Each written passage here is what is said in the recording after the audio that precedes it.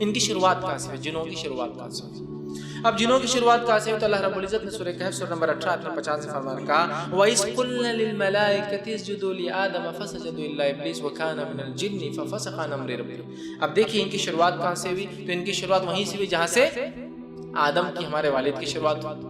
اللہ نے قرآن فرمایا وَإِذْ قُلْنَا لِلْمَلَائِكَةِ اسْجُدُوا، جب اللہ نے حکم دیا فرشتوں کو کہ جھک جاؤ آدم کے سامنے، فَسَجَدُوا، سارے کے سارے جھکا إِلَّا إِبْلِيسَ، سوائے ابلیس کو چھوڑ کے، كَانَ مِنَ الْجِنِّ، وہ جنوں میں سے تھا، فَفَسَقَ عَنْ أَمْرِ رَبِّهِ، اور اس نے اپنے رب کے حکم کو جھٹلایا اور ٹھکرایا۔ تو ان کی شروعات بھی جنت سے ہوئی، جس طرح سے ہمارے والد آدم کی شروعات بھی جنت سے ہوئی تھی۔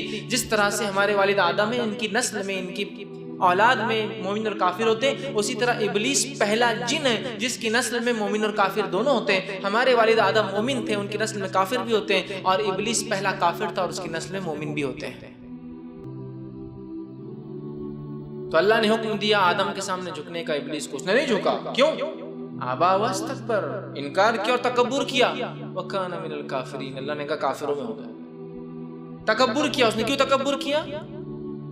اور یہ جھگڑے کی شروعات بھی تھی انسانوں اور جنوں کی، آدم اور ابلیس کی، اور قیامت تک یہ جو ہے ابلیس کا اور ابن آدم کا، چونکہ آدم علیہ السلام دنیا چلے گئے، ابلیس لیکن زندہ رہے گا قیامت، آدم اور ابلیس کا یہ معاملہ، آدم کی اولاد کا اور ابلیس کا چلتا رہے گا قیامت، دشمنی باقی رہے گی۔ تو یہ ان کی شروعات جنت سے ہوئی جیسے ہماری شروعات ہوئی، اور باقی تمام معاملہ جیسا ان کے ساتھ ہے ویسا ہمارے ساتھ بھی بہرحال ہے۔ ان کی شروعات ہے جیسا آدم کی شروعات ہے علیہ السلام، جنت میں پیدا ہوا، ابلیس بھی وہاں رہا، وہاں عبادتیں کیا، فرشتوں کے ساتھ رہا، جن کی وجہ سے ہو سکتا رہنے سے اپنا فرشتہ سمجھنے لگا ہو، ٹھیک ہے۔ اسی طرح وہ بھی بڑا نیک تھا، اس نے کوئی مطلب نیکیاں کی ہوں گی، ظاہر سی بات ہے۔ جنت میں جب تھا، آدم علیہ السلام پیدا کیے گئے تو وہاں تھا۔ حدیث میں آتا ہے، قرآن کی اگر تفصیلات دیکھیں تو جب آدم علیہ السلام کو اللہ رب العزت اپنے ہاتھوں سے بنا رہا تھا، قرآن نے کہا کہ آدم کو جب اللہ نے اپنے ہاتھ سے بنایا تو ابلیس گھومتا تھا، دیکھتا تھا۔ حدیث میں آتا ہے کہ نہ صرف دیکھتا، جب اللہ نے بنایا مٹی لے کر آیا جبرائیل علیہ السلام، اور مٹی کھنکھناتی ہوئی تھی، بہت اچھی والی مٹی تھی، اور مختلف مٹی اٹھا کر لایا جبرائیل علیہ السلام، جس کی وجہ سے آپ فرماتے ہیں ابن آدم کے رنگت اور مزاج الگ الگ ہوتے ہیں، کوئی گورا ہے، کوئی کالا ہے، کوئی سخت مزاج، کوئی نرم مزاج۔ یہ فرق، یہ ہمارے فطرت کا، یہ وہ مٹی تھی جہاں سے ہم چنے گئے۔ آدم علیہ السلام جب بننے لگے تو اللہ نے جبرائیل سے کہا جاؤ جبرائیل مٹی لاؤ، جبرائیل علیہ السلام مختلف مٹی لائے دنیا سے اٹھا کر آدم علیہ السلام کی۔ اس لیے ہماری فطرت اتنی مکس اور الگ الگ ہوتی ہے، رنگ الگ الگ ہوتے ہیں۔ بہرحال تو جب اللہ نے بنایا تو پتلا کھوکھلا تھا اندر سے، تو ابلیس وہاں گھومتا تھا اور اس کو بجا کے دیکھتا تھا۔